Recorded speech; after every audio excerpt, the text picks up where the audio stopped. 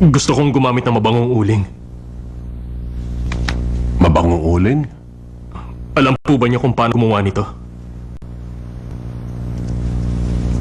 Bakit mabangong uling? Alam ko pong walang ibang uling na katulad ng klase na yon, Papa. Yun ang ginagamit ng ating mga ninuno noon. Sigurado kong ito ang magpapanalo sa atin sa kompetisyon. Papa, ang mga pangarap ko matutupad na sa huling round. Gusto mong malaman kung paano gumawa nito? Alam ko pong ito'y isang lihim na ipinagkaloob sa magmamana ng Wunamjong, kaya hindi niyo pinigilan si Patrick na sumali po siya sa kompetisyon. Alam kong nag-aalangan po kayo. Ayaw niyo akong turuan, pero ako pong anak ninyo. Inaamin kong mahirap aminin na pantay ang trato niyo sa amin. Ako ang anak niyo, ang tunay niyong anak. Sana kahit minsan lang po. Pakiusap lang. Gusto kong maramdaman na anak niyo ako. Hindi basta estudyante niyo lamang. Papa.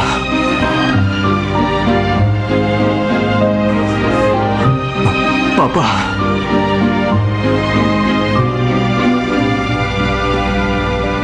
Ang totoo niyan, masyado po tayong busy nitong nakaraan. At kapag busy po tayo, nakakaligtaan natin kumain kaya minsan nalilipasan tayo ng gutom. Kaya naman, may ginawa ako para sa inyo. Ito ang tinatawag na bibimbap.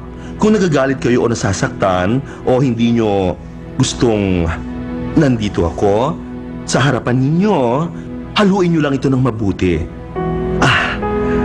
Haluin nyo po ito ng kaliwa at kanang kamay para malimutan nyo ang anumang hindi maganda sa paligid ninyo. Tama po ba yon?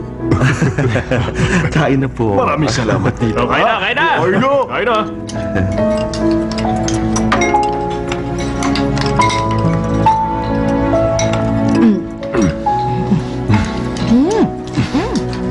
Sarap.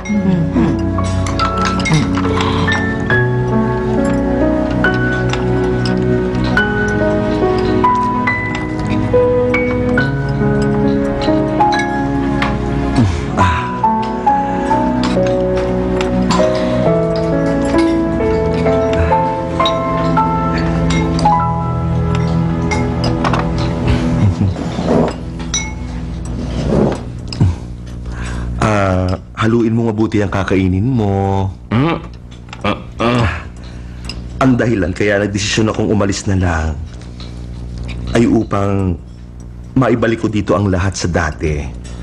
Ang Wunamjong, si Mr. Choi, ang lahat ng mga tauhan, at pati ako. Nakabalik ka na ulit dito, kaya ikaw na ang mamamahala magmula ngayon. Siya nga pala, huwag ka palang masyadong pursigido. Ibigay mo ang iyong makakaya. Mas maganda yon kesa naman pilitin mong maging pinakamahusay sa lahat ng mga tauhan ng Wunamjong. Huh? Ang lakas ng loob mong sabihin yan. Okay, ikaw ang boss eh. Nakita kita doon sa kompetisyon. Kahanga-hanga ka. Talagang magaling kang matadero.